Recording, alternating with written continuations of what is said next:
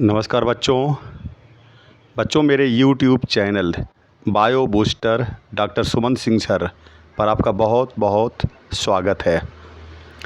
बच्चों, super 20 question की series में जैसा कि मेरा आपसे वादा था कि प्लांट फिजियोलॉजी के 5 वीडियो आएंगे, तो उस 5 वीडियो की कड़ी में आज चौथा वीडियो मैं लेके आ रहा हूँ प्लांट फिजियोलॉजी पर। प्लांट फिजियोलॉजी का आज चौथा वीडियो लेके मैं आ रहा हूँ। बच्चों, आप मेरे चैनल को सब्सक्राइब करिए, वीडियो देखिए, वीडियो अच्छा लगता है तो लाइक और शेयर करिए। चैनल को ज़रूर सब्सक्राइब करिए बेटा जी। तो चलिए हम और आप मिलकर शुरू करते हैं सुपर 20 क्वेश्चन की सीरीज का पहला सवाल। Water available to the plant for absorption is. करा यहाँ 4 प्रकार के वाटर दिए गए हैं, उसमें से प्लांट के लिए कौन सा वाटर अवेलेबल है? पहला ग्रेविटेशनल वाटर, दूसरा कैपिलरी वाटर, तीसरा हाइग्रोस्कोपिक वाटर, चौथा इम्बाइब्ड वाटर। जैसा कि आपको पता है बेटा जी, आपको 2 से 3 सेकंड मिलते हैं। आप जवाब सोच लीजिए कि जवाब क्या होगा। तो क्वेश्चन नंबर 1 का जाएगा कैपिलरी वाटर। तो प्लांट के लिए जो अवेलेबल वाटर होता है बेटा वो कैपिलरी होता है। क्वेश्चन नंबर 2 है Casparian strips are found in. Casparian strips कहाँ पाई जाती है? कॉर्टेक्स में, के एपिडर्मिस, के एंडोडर्मिस, के पेरिसाइकिल। क्वेश्चन नंबर 2, इसका जवाब हो जाएगा बेटा जी एंडोडर्मिस। आपको पता है बेटा जी कैस्पेरियन स्ट्रिप्स जो है वो बोथ सुबेराइज्ड एंड लिग्निफाइड होती है। मतलब सुबेरिन और लिग्निन की दोनों की बनी होती है, लेकिन ज़्यादा सुबेरिन उसमें पाया जाता है। तो मोर सुबेरिन लिटिल लिग्निन। चलिए तो next question, question number 3। Water drops present on leaf margin of balsam and grasses in early morning are due to. बाल्सम एक प्लांट है बेटा और ग्रासेस में अर्ली मॉर्निंग लीफ के मार्जिन पर वाटर ड्रॉप्स पड़े होते हैं। ये कह रहा है इसका कारण क्या है? गटेशन है कि ड्यू है कि ऑस्मोसिस है कि ट्रांसपिरेशन है? तो जवाब सोच लीजिए बेटा जी। ये आप किसके साथ जाएंगे? गटेशन के साथ जाएंगे। आपको पता है the loss of water in the form of liquid drop from the tip and margin of the leaves known as guttation, और the main cause of guttation is root pressure. याद रखिएगा। तो नेक्स्ट क्वेश्चन की तरफ बढ़ते हैं। Question number 4। अभी भी देखिए मैं चर्चा कर रहा था, सवाल फिर आ गया। Guttation is mainly due to root pressure, osmosis, transpiration, imbibition. इसके जवाब क्या मैंने हिंट आपको पिछले सवाल में दे दिए थे, क्वेश्चन नंबर 3 में। तो ये क्या जाएगा बेटा जी आपका रूट प्रेशर। तो क्वेश्चन नंबर 4 का ए। नेक्स्ट क्वेश्चन की तरफ बढ़ते हैं। Nitrite is change to nitrate by. आपको पता है बेटा जी अमोनिया नाइट्राइट में चेंज होता है, उसमें 2 बैक्टीरिया मदद करते हैं, नाइट्रोसोमोनास और नाइट्रोकोकस। और नाइट्राइट को नाइट्रेट में कन्वर्ट करने के लिए एक बैक्टीरिया मदद करता है, उसी बैक्टीरिया का नाम पूछ रहा है। तो क्या है? नाइट्रोबैक्टर, नाइट्रोसोमोनास, स्यूडोमोनास और क्लॉस्ट्रिडियम। तो नाइट्राइट को नाइट्रेट में चेंज करने में मदद करने वाला बैक्टीरिया का नाम है नाइट्रोबैक्टर। नेक्स्ट क्वेश्चन नंबर 6 की तरफ चलते हैं। In reductive amination the product is. Reductive amination में कौन सा प्रोडक्ट बनता है, ये सवाल है। Alpha ketoglutaric acid, glutamine, glutamate, alanine. तो ये बहुत ही बढ़िया सवाल है बेटा जी, ध्यान दीजिएगा। तो ये है ग्लूटेमेट। क्वेश्चन नंबर 6 का सी। नेक्स्ट क्वेश्चन है question number 7। Nitrogen fixing enzyme found in root nodule is. Root nodule में जो नाइट्रोजन फिक्सिंग एंजाइम होता है उसका नाम पूछ रहा है, क्या है? तो नाइट्रोजन स्टरेज, नाइट्रोजिनेज, नाइट्रेज और नाइट्रोसोमोनेज। क्वेश्चन नंबर 7 का क्या हो जाएगा? नाइट्रोजिनेज। नेक्स्ट क्वेश्चन है question number 8। For its activity nitrogenase require high input of energy, light, manganese ion और सुपर ऑक्साइड रेडिकल्स। तो इसमें हो जाएगा क्वेश्चन नंबर 8 का A, high input of energy. Question number 9 है, who discovered that plants purify the air fouled by burning candle and breathing by animals? Van Niel, Robert Mayer, सैक्स और Presley.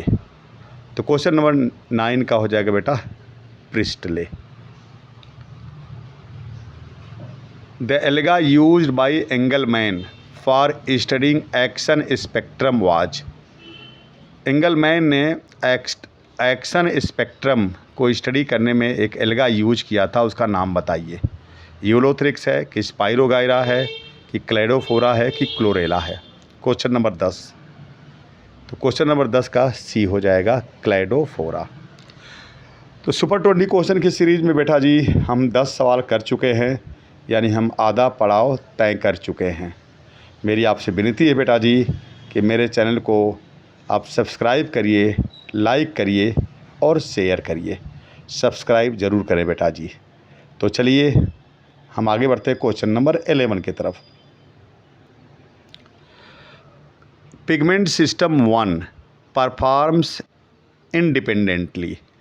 आप pigment system भी कह सकते हैं बेटा जी या फोटो सिस्टम कह सकते हैं। कह रहा है कि photo system first independently. Photo system first में क्या होता है? नॉन साइक्लिक फोटोफॉस्फोराइलेशन की साइक्लिक फोटोफॉस्फोराइलेशन की ऑक्सीडेटिव फॉस्फोराइलेशन की फोटोलिसिस। इंडिपेंडेंटली की बात कर रहा बेटा, अकेले तौर पर। तो क्वेश्चन नंबर 11 अच्छा सवाल है बेटा जी, ये आपका चला जाएगा साइक्लिक फोटोफॉस्फोराइलेशन। तो 11 का बी। क्वेश्चन 12 फोटो ऑक्सीडेशन या photolysis of water in photosynthesis occurs in association with cytochrome B6, plastocyanin, PS second, PS first. आपको पता है कि फोटोलिसिस ऑफ वाटर वो कहाँ होता है? वो होता है PS सेकेंड के पास, फोटो सिस्टम सेकेंड के पास होता है। तो क्वेश्चन नंबर 12 का सी हो जाएगा। Question number 13 RQ of glucose is. आपको पता है बेटा जी NCERT में केवल 3 चीज़ों की आरक्यू वैल्यू को बताया है, कार्बोहाइड्रेट का, फैट का, प्रोटीन का। फैट को ट्राइपामिटीन भी कहते हैं। तो प्रोटीन का 0.9, फैट का 0.7 और कार्बोहाइड्रेट का 1। तो इसमें बात है ग्लूकोज की, तो 1 होगा कि 0.5 होगा कि 0.7 होगा कि 2 होगा? तो ये आपका क्वेश्चन नंबर 13 का चला जाएगा ए, 1 होगा। क्वेश्चन नंबर 14 है final electron acceptor in respiration is. Respiration में फाइनल इलेक्ट्रॉन एक्सेप्टर कौन होता है? ये बात कर रहा है बेटा ETS की, इलेक्ट्रॉन ट्रांसपोर्ट सिस्टम की। Hydrogen, oxygen, cytochromes, dehydrogenase. तो इसका आंसर जाएगा बेटा 14 का बी, ऑक्सीजन। नेक्स्ट क्वेश्चन की तरफ बढ़ते हैं। Oxidation of A molecule of acetyl coenzyme में प्रोड्यूसेस। आपको पता है बेटा जी ये कह रहा है कि ए मॉलिक्यूल ऑफ एसिटिल कोएंजाइम में आपको पता है ग्लाइकोलिसिस होता है तो 2 पायरुविक एसिड बनता है। अब उसमें से एक पायरुविक एसिड ऑक्सीडेटिव डीकार्बोक्सिलेशन के द्वारा एक एसिटिल कोएंजाइम में बनाता है। अगर बेटा वो दो एसिटिल कोएंजाइम की बात करता तो हम 24 ATP बना देते। अगर उसमें पायरुविक एसिड भी जोड़ देता तो हम 30 बना देते। लेकिन ये एक का पूछ रहा है तो इसका जवाब चला जाएगा, माने ये बात कर रहा है एक क्रेब साइकिल की, क्योंकि एसिटिल कोएंजाइम में इंटर करता है क्रेब साइकिल में, तो इसका हो जाएगा 15 का ए 12 ATP। Question number 16, enzyme helping in oxidative decarboxylation of pyruvic acid is. कह रहा है कि ऑक्सीडेटिव डीकार्बोक्सिलेशन के समय कौन सा एंजाइम यूज होता है। पायरुवेट काइनेज होता नहीं है, पायरुवेट डिहाइड्रोजिनेज, मैलेट डिहाइड्रोजिनेज और सक्सिनेट डिहाइड्रोजिनेज। तो 16 का बी हो जाएगा pyruvate dehydrogenase. Question number 17, A D differentiation structure is intrafascicular cambium, interfascicular cambium की कॉर्टेक्स की कॉर्क। तो आपको पता बेटा जी एनसीईआरटी की लाइन है, क्वेश्चन नंबर 17 का हो जाएगा B interfascicular cambium. Interfascicular cambium D differentiation structure है, तो 17 का बी। क्वेश्चन नंबर 18, ए री डिफरेंशिएशन प्लांट टिश्यू इज। पूछ रहा है इसमें से कौन सा री डिफरेंशिएशन प्लांट टिश्यू है, वो फेलोडर्म है कि फेलोजन है कि कॉर्टेक्स है कि पेरिसाइकिल है। तो ये जवाब हो जाएगा बेटा फेलोडर्म, सेकेंडरी कॉर्टेक्स जिसको कहते हैं, ए हो जाएगा। क्वेश्चन नंबर 19 कह रहा है कि an example of developmental heterophylly is. Developmental heterophylly कहाँ पाया जाता है बेटा, कॉटन में कि कोरिएंडर में कि लार्कस्पर में कि ऑल ऑफ द अबव। तो ये बेटा जी तीनों में पाया जाता है, कॉटन में भी पाया जाता है, कोरिएंडर में भी पाया जाता है, लार्कस्पर में पाया जाता है और ऑल ऑफ द अबव। जवाब हो जाएगा 19 का D.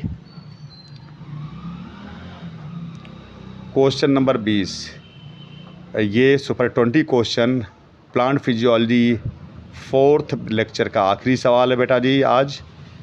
In growth curve maximum growth occurs during.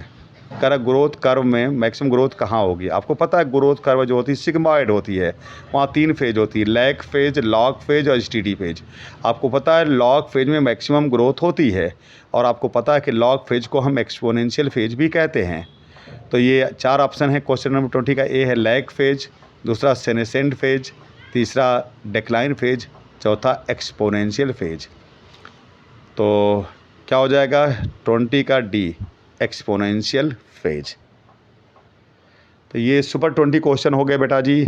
मेरी आपसे विनती है कि मेरे चैनल को आप सब्सक्राइब करिए, आप वीडियो देखिए बेटा जी। वीडियो अच्छा लगता है तो लाइक और शेयर करिए बेटा जी, चैनल को सब्सक्राइब ज़रूर करिए। ओके बेटा जी, थैंक यू बेटा जी, थैंक यू बेटा जी, थैंक यू बेटा जी।